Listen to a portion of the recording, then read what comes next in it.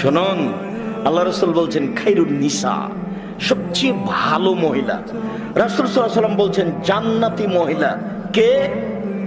এক, স্বামীর সাথে কথা বললে হাসি মুখে বলে।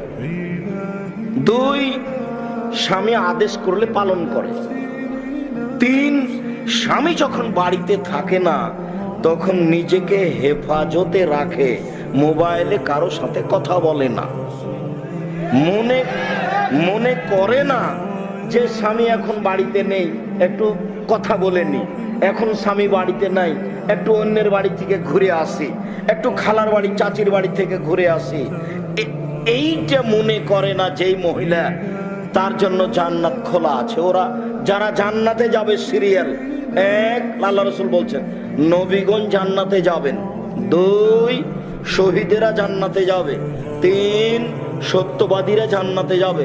চার, ওইসব মহিলা জান্নাতে যাবে যারা স্বামীকে মেনে চলে। সিরিয়াল মোহাম্মদ সাল্লাল্লাহু আলাইহি ওয়াসাল্লাম এইভাবে বললেন। আমি